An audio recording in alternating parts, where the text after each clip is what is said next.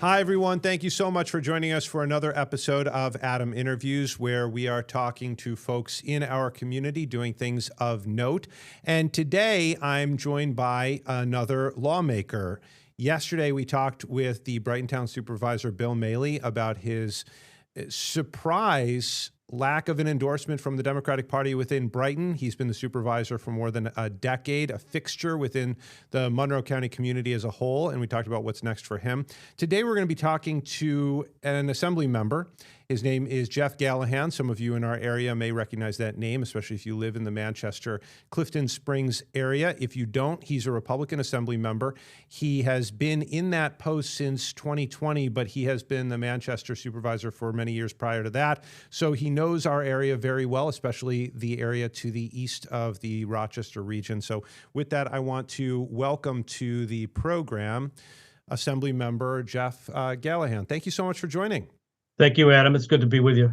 So the reason we reached out to you, that we're going to talk about a lot of things about Albany, your career, your hopes for the legislative session and the budget and all that. But first, I just want to read this because you were appointed to a very important committee within the Assembly. It's the Assembly Committee on Correction. And first of all, congratulations on the appointment. What do you think about that? Thank you. Well, I'm very excited about it. You know, I've got one prison in my district, and I've also got two on the fringes. So I have many hundreds of constituents in my district that work at the prisons, and I'm excited to be out there and helping with those situations. You know, we've got a lot of controversial bills that have been passed in the last couple of years that reflect the situations in our prisons, and I'm happy to be able to jump in and take my good friend and colleague Phil Palmisano's place on this committee, and I'm looking forward. I had a first meeting yesterday.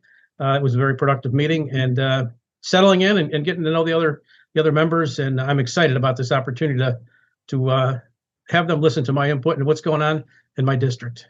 It's interesting because just from my perspective in years past, of course, this is always an interesting and very important committee. At the same time, the last couple of years, we've seen the strike. We've seen staffing shortages that remain. I read this morning it remains 20% below. And I think in your press release, they're looking for 4,500 people to fill positions. I mean, this is a big deal. From my understanding, the National Guard may still be in prisons following what we saw. So we're going to talk about the shortages. I want to talk about the Robert Brooks thing too, but why don't we first talk about the shortages? How big of a problem is that right now within our state prisons? It's huge.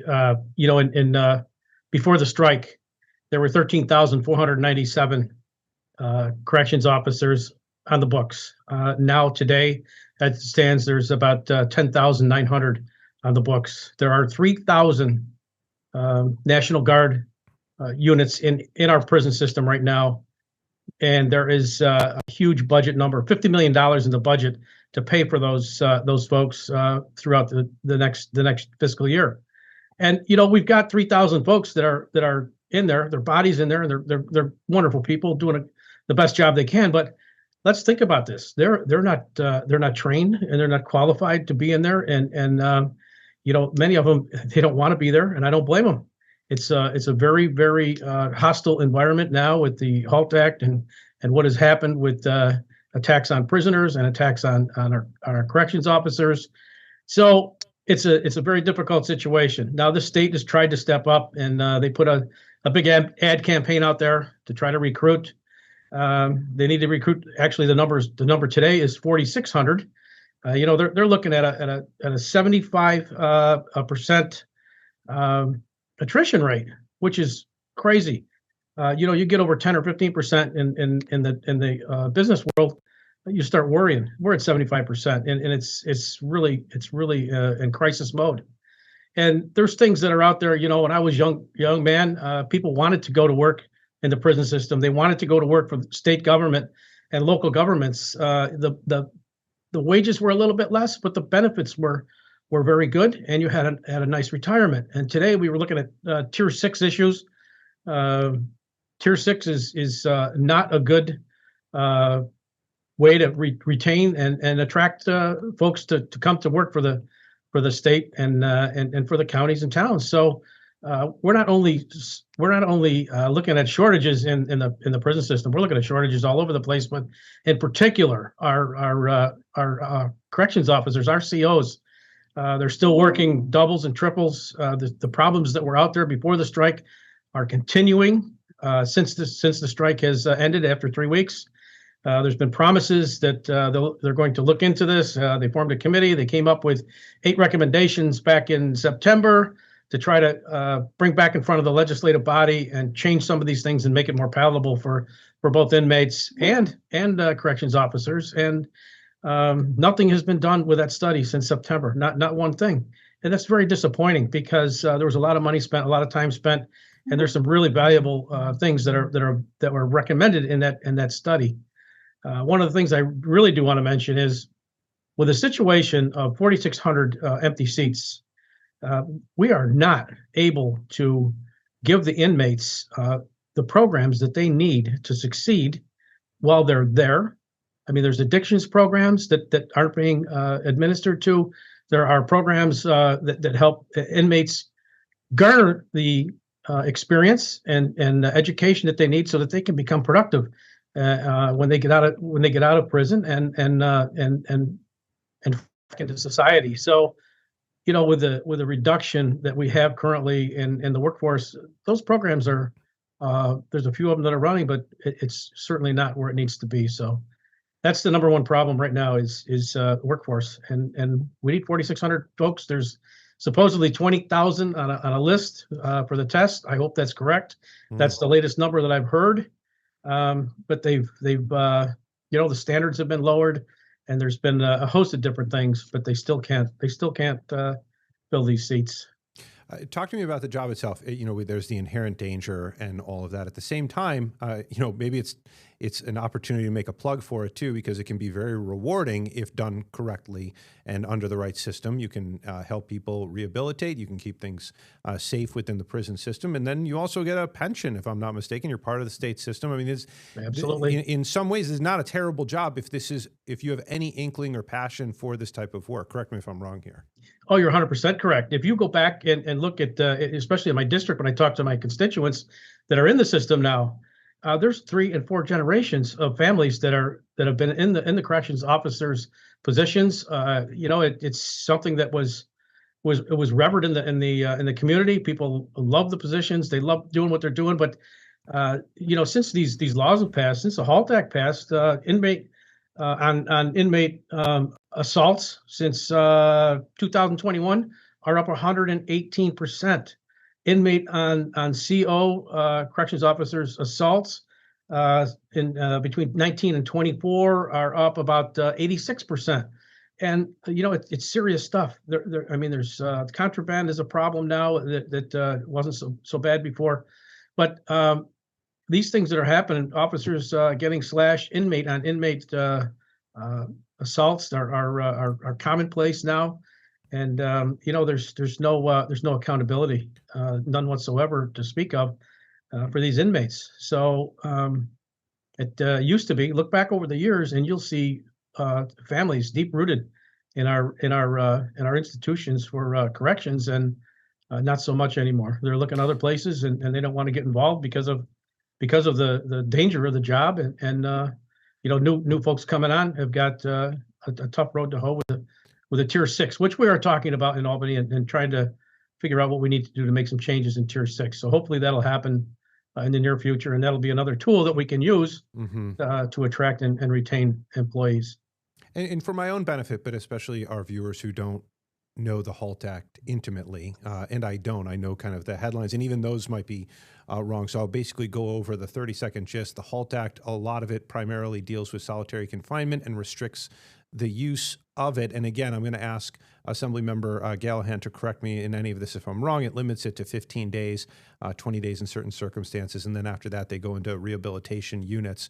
So those who have offended in a certain way, it limits the amount of time they can be in solitary, and then those under 21 and over 55, I think, can't be in solitary, something like that. So so first I need you to correct me on those numbers if I'm wrong, Assemblymember, but on top of that, talk to me about where that leads to trouble as far as you can see it. Well, you are correct in those numbers. The biggest problem is when an inmate assaults a corrections officer and goes into solitary confinement, as everybody wants to call it, they go in for 15 days. When they come out, they can't go back in for another 30 days. So now they've got a free pass to do whatever they want.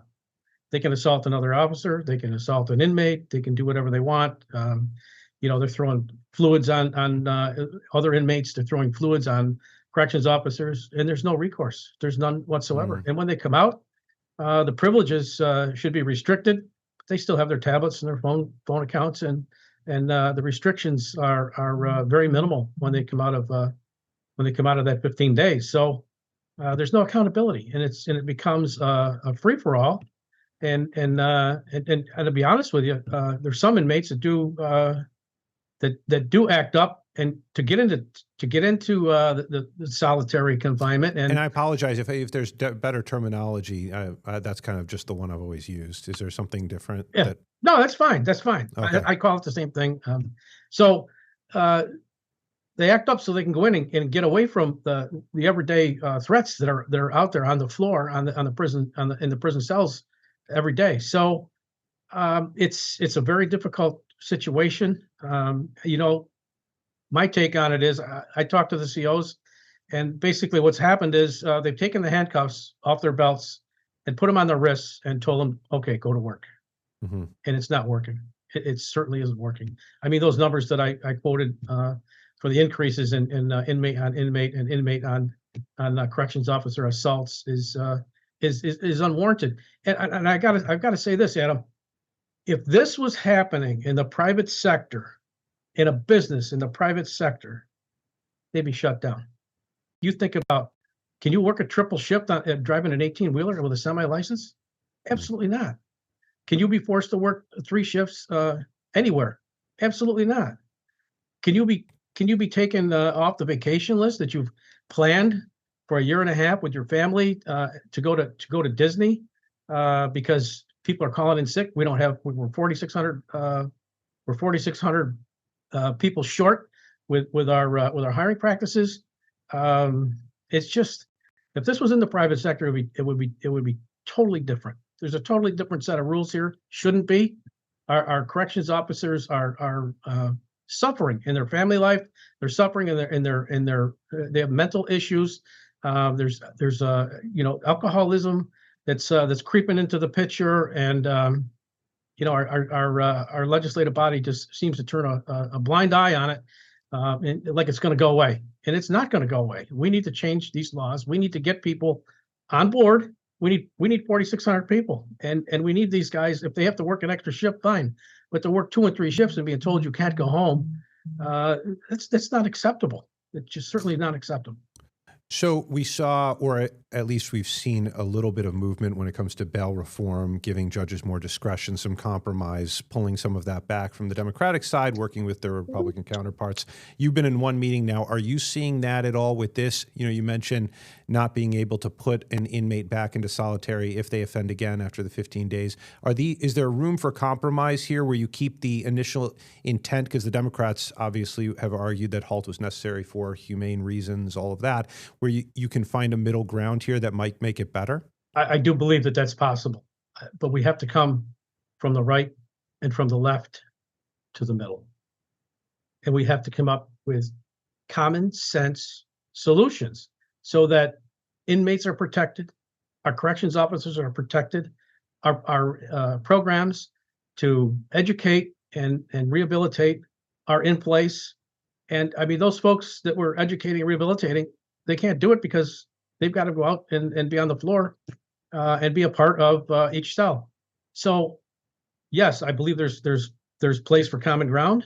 There was, like I said before, there was a study done and released in September, and I wish we could sit down at the table and take that list and talk about it and say, okay, here's what we're going to do.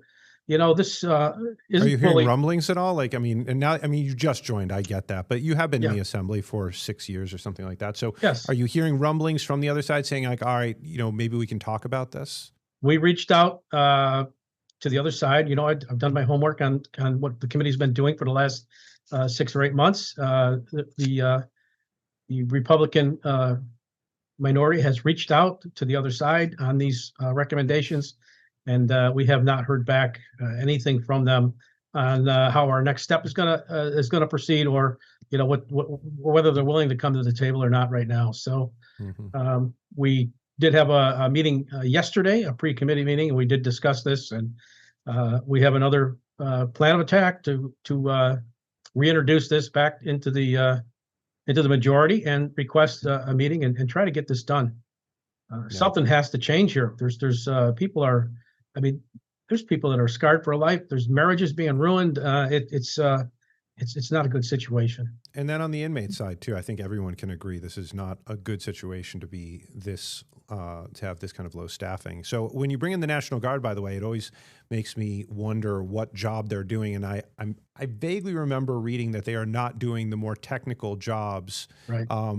And so correct me if I'm wrong there, because if they were, I always get worried when they talk about bringing the National Guards into cities or whatnot, because they can do certain things, but they're not trained to de-escalate, which takes you talk about generational knowledge, institutional, like this takes an incredible amount of training and psychology and whatnot in order to handle these types of situations. I always worry when they bring officials who are very good at what they do, but they might not be good at this into a system they're unfamiliar with. But that's so true. You hit the nail on the head, and they're not trained. They haven't received formal training in the procedures that need to be done in these correctional institutions. And I mean, their bodies, they're there, they're doing the best job they can, and thank goodness they're there, because it would be total chaos without the National Guard there. But there again, I mean, $50 million in the budget, that covers 4,600 employees easily. And we talk about affordability, and then we don't want to do anything to attract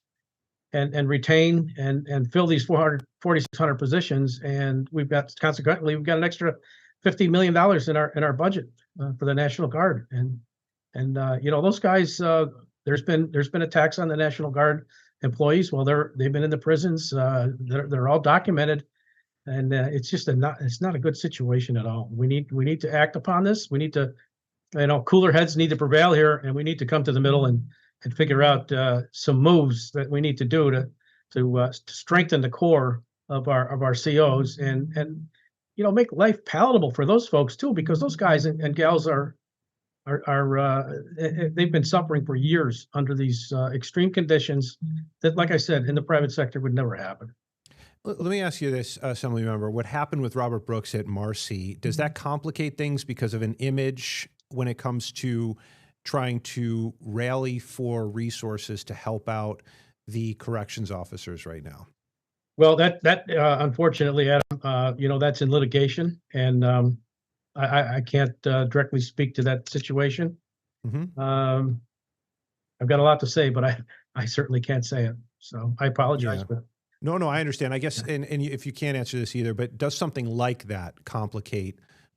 Because you could say, well, it's a one-off, or perhaps some people might say it reflects a more institutional problem. But at the same time, as you're gunning for more resources or an effort to help out the corrections officers, does that hurt the cause, so to speak? Well, anytime that anything catastrophic happens, you're going to have opinions on both sides of the aisle. And we'll have to see how this plays out in the court system and what happens, and we'll move on from there. Some look at it as a hiccup, and which I do, but we'll see what happens, through the court system. And then in the meantime, we need to motivate folks to come to work for us, and in order to do that, we've got to make some changes. And I'm guessing by hiccup you mean an anomaly, and you're not downplaying. No, right. What happened? I just want to, because I don't want your words to be misconstrued. Absolutely not. It's a serious situation, and it needs attention. Yeah, and again, while you might not be able to comment on the specifics of it, have you given, or do you want to give your general feelings about what you saw in that video? I can't comment on that either. I'm sorry. No, you're in a, especially it being in the committee that you're on, I can understand. Outside of the prison system, and I should have done my homework on this. I got so invested in the prison part of this, reading up on it. Are you on any other committees right now that we should talk about? and issues that are before those committees. Well, sure. Absolutely.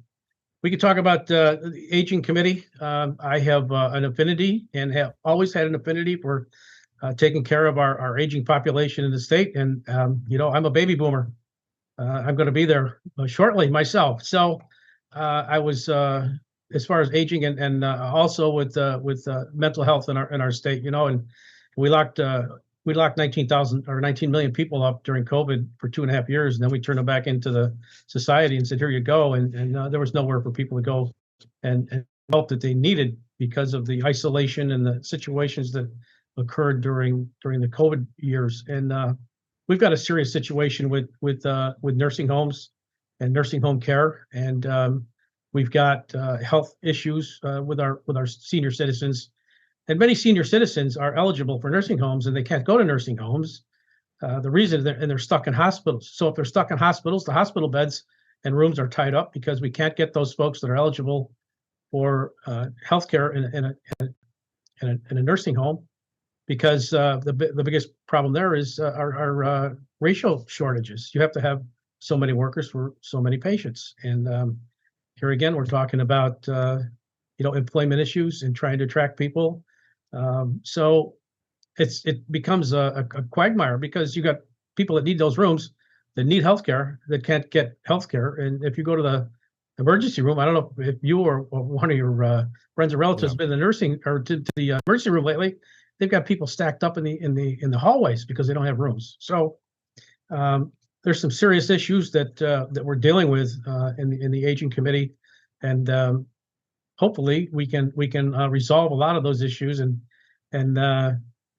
get the needed income from our governor and our one house budgets to alleviate some of that pain. So Yeah, I'm so glad you brought up this topic. It's one that I've been covering, and I think you laid it out very well, the impact that it has on the entire healthcare system and the community at large.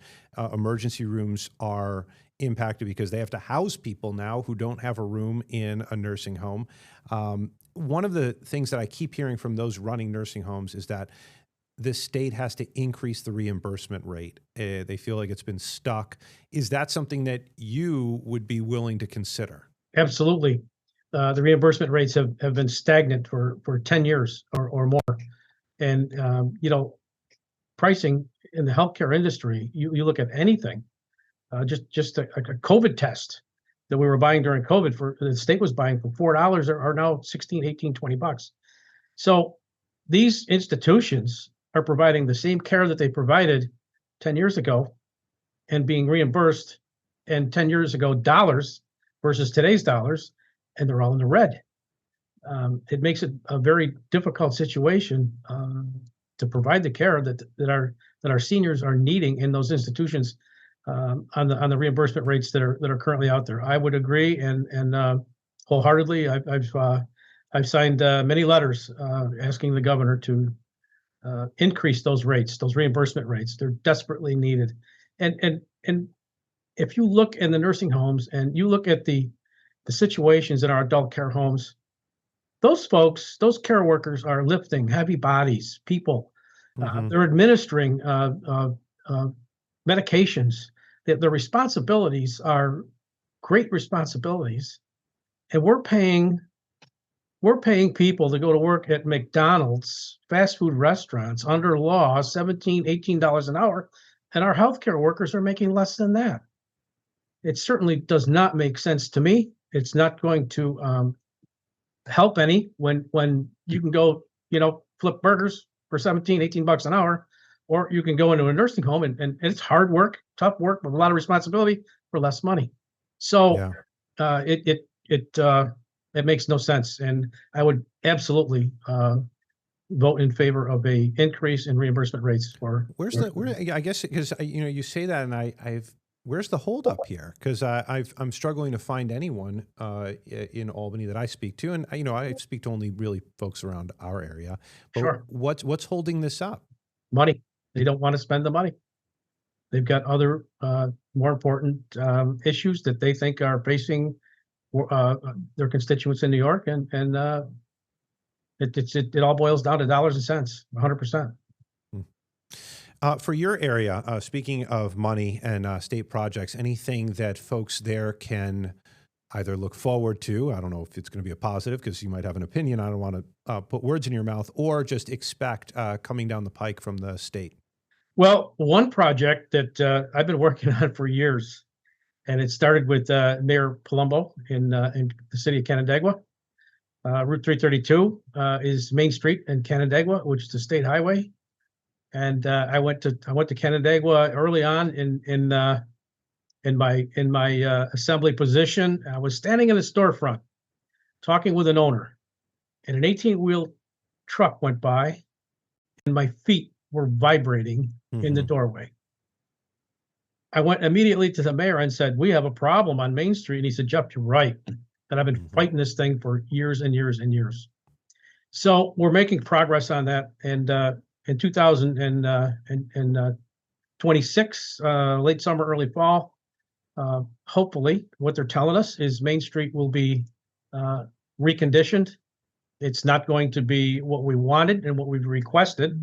What we wanted and requested was a complete redo of Main Street, which would entail all new utilities and new foundation. I mean, you dig down 3 feet in Canandaigua, you're into bricks. I mean, that's how old that foundation is. Wow, that's so interesting. Yeah, I didn't know that. Yeah, and it's just not it's not going to happen. We don't have the money. We're working with our federal partners and trying to get some money from the federal government. It's going to be a multi-million dollar project to redo all of Main Street. But we're going to get a Band-Aid this year. Tourism is huge, and I'm on the tourism committee also down here in Albany, and tourism is huge in Canandaigua and Ontario County, and my whole district, actually, the Finger Lakes district. And when you don't have good roads, you have potholes, you have bad roads. Yeah. People aren't coming back to visit. So it's not only a residential and local issue; it's an issue for tourism, tax dollars. The roots of that tree run quite deep. So that's one of the major projects that's supposed to happen. It's on the schedule, and I can't wait for it to start. Yeah. Well, I got to tell you this, by the way, you mentioned representing the Finger Lakes. I've got to think politicians all over the country bemoan the travel that they have to do. You're in luck because you get to travel through some of the most beautiful parts of the country and world. Absolutely. The Finger Lakes area is wonderful. I don't know if you've looked at my district or not, but I cover 7 counties and 47 towns, starting in Ontario County, going all the way east to Madison County, which is east of Syracuse. And I have one town in the county of Broome. So it's a very large district. I get to see. I have 5 of the Finger Lakes either in or touching my district. So it's beautiful. I'm blessed. Wow. It's a wonderful district. Yeah, wonderful. Well, here we are. I was hoping to speak about the budget. I wanted to talk about you and your wife and your entrepreneurship and your history. I just didn't have a chance. So please, if it's okay, I'm going to keep the contact information. We can reschedule or schedule another interview down the road shortly, if you don't mind. Absolutely. Yeah, I'd love to talk to you about our food trailer and catering business and my lovely wife of 47 years. Lynn, right? Lynn, yes. 47 years she's put up with me, and she's a godsend. I wouldn't be where I am today without her. Sure. Yeah. I feel the same. And not because of Lynn, but because of my wife. So Assembly Member Gallahan, thank you so much. Really nice to talk with you, and good luck in Albany over the next few weeks. From what I understand, it's going to get a little busy. Yeah, it will, but hopefully we'll have a budget on time, April 1st, and we'll move on from there. Thanks, Adam. I appreciate your time. Very good. Assembly Member Gallahan chatting with me about the prison issues that he's going to be taking on the committee that he's now on, Committee of Corrections, and also the aging issue. I'm very glad we touched upon that. Please feel free to tell your friends and family, by the way, about the Adam Interviews series, but also the Rochester First app, where you can find a host of great content just like this. All right, everyone, take care. Get the Rochester First streaming app today for everything you love from News 8 On Demand, plus exclusive shows you won't see anywhere else. Search ROC and download for free on Roku, Amazon Fire, and Apple TV.